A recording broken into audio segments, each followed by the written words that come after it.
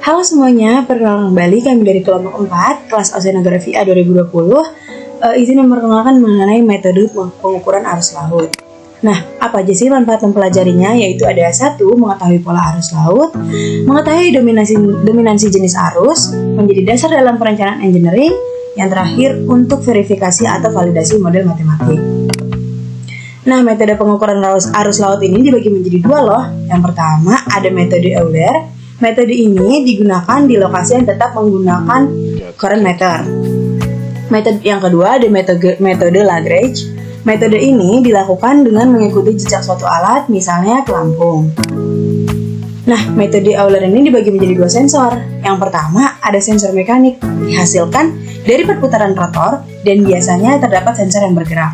Yang kedua, sensor non-mekanik, menggunakan metode akustik dengan gelombang elektromagnetik sehingga tidak ada pergerakan dari sensor tersebut. Nah, kalau metode Lagrange itu ada cara konvensional. Cara konvensional itu terjun langsung ke lapangan sehingga didapat jarak, lokasi, dan waktu.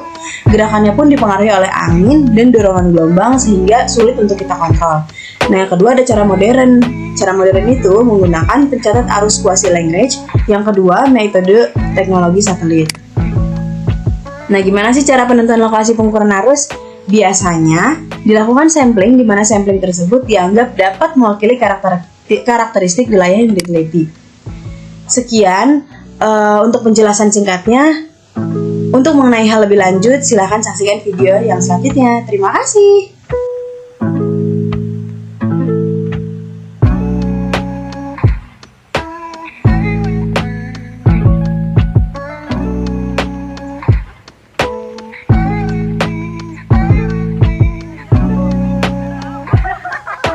Halo guys, ayo kita bikin praktek metos sekarang.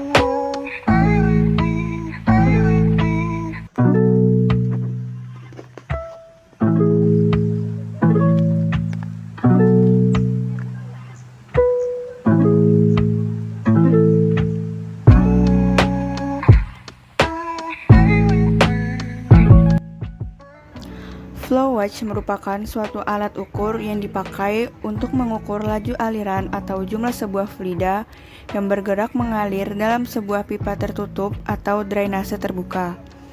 Jenis fluida yang melewati atau diukur oleh flow watch dapat berupa sekian banyak macam serta spesifikasi cairan, gas maupun solid seperti air minum dan lain sebagainya. Pada aplikasinya, flow watch tidak sedikit digunakan guna mengukur karakter aliran, baik berupa kecepatan aliran, kapasitas aliran, maupun volumenya, atau dapat juga dihitung mass flow-nya yang berupa berat fluida. Flow meter dapat digunakan sebagai pedoman acuan untuk mengetahui besar kecilnya kebutuhan air atau udara. Hal ini berguna untuk menyesuaikan aliran kebutuhan mesin terhadap aliran udara atau air, sehingga suatu mesin tidak lagi kekurangan air maupun udara untuk melakukan kinerjanya.